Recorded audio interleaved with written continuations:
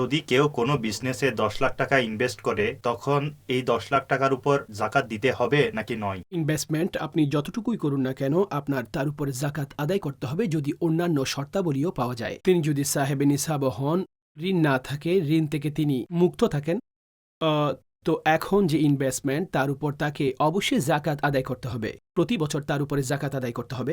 এখন কিভাবে নির্ধারণ করবেন কত টাকার উপর উনি জাকাত দিবেন? যখন আপনি ব্যবসায় টাকা লাগিয়েছেন, এখন ব্যবসার ক্ষেত্রে সেই ব্যবসায়িক পণ্যের বিক্রয় মূল্য আপনাকে দেখতে হবে। এখন 10 লাখ টাকার সম্পদ আপনি কিনেছেন, সেই মালের দাম এখন 11 লক্ষ, তো আপনাকে 11 লক্ষ টাকা জাকাত আদায় করতে হবে যখন 1 বছর পূর্ণ হয়ে যাবে। অনুরূপভাবে হতে পারে 10 লাখ টাকা মূল্যের সম্পদ এখন 9 লাখ টাকা হয়ে গেছে, তখন 9 লাখের জাকাত দিতে হবে। কিন্তু এটা মনে করা ইনভেস্টমেন্ট দিয়েছিলেন, সেখান থেকে কিছুটা প্রফিট আসছে, তো আমরা কি প্রফিটের উপর জাকাত দিব না অন্য কিছুর উপরে? তো যা কিছু আপনি প্রফিট হিসেবে পেয়েছিলেন, যতটুকু আপনার ইনভেস্টমেন্ট ছিল সবকিছু একত্রিত করে তার উপর জাকাত আদায় করতে হবে এবং প্রতি বছর এই জাকাত আপনাকে আদায় করতে হবে। হ্যাঁ, যা খরচ করেছেন সেগুলোর হিসাব নিকাশ এখন আর করা হবে না। আর এই মাসালা আমি তাদের জন্য বলছি যারা শরীয়ত মেনে ইনভেস্টমেন্ট করেছেন।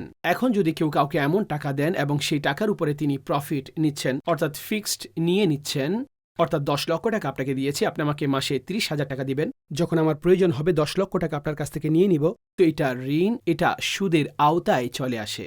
এই অবস্থায় যে প্রফিট নিচ্ছে এটা তার জন্য জায়েজ নেই, কিন্তু যে জাকাত রয়েছে তা এই 10 লক্ষ টাকার উপরে তাকে আদায় করতে হবে।